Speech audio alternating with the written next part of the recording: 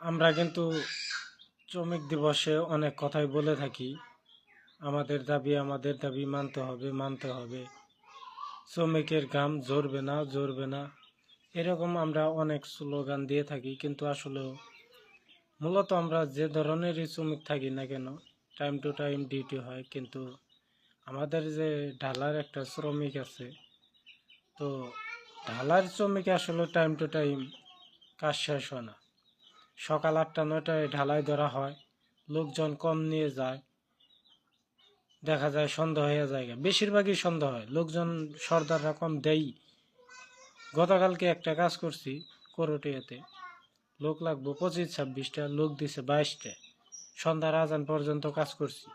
এটা কি শ্রমিকের ন্যায্য মূল্য দেয়া হলো? 700 টাকা আমাদের বেতন, 700 টাকাই দিছে, একটা টাকা বেশি দেয় নাই। তাহলে আমাদের শ্রমিক যে আমাদের আহ, দাবিটা কিভাবে পূরণ হলো? আমরা কিন্তু বিশ্বে মোটামুটি 80%ই শ্রমিক, ঠিক আছে? তো দেখেন আপনারা, রাজেরা কাজ করে 9টায় কাজ ধরে, দুপুরে 1-1.5 ঘন্টা রেস্ট টাইম, 4টা বাজে কাজ শেষ। রড মিস্ত্রি তাই, টাইলস মিস্ত্রি, ইলেকট্রিশিয়ান মিস্ত্রি, প্লাম্বার মিস্ত্রি।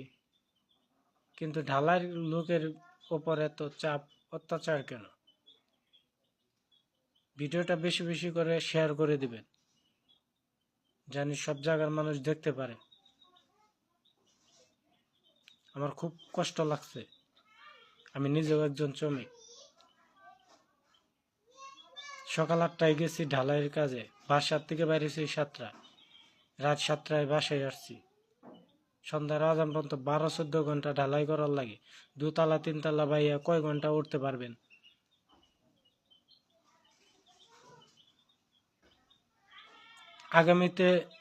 আগামী মে দিবসে স্লোগান দিবেন আপনারা, যারা হলো সভাপতি সেক্রেটারি আছেন ঢালাই শ্রমিকের যে কোনো জায়গায়, যে সকাল 7টায় ঢালাইয়ের কাজ ধরবা, সন্ধ্যা 7টায় কাজ শেষ দিবা, দুপুরে আধা ঘন্টা রেস্ট টাইম।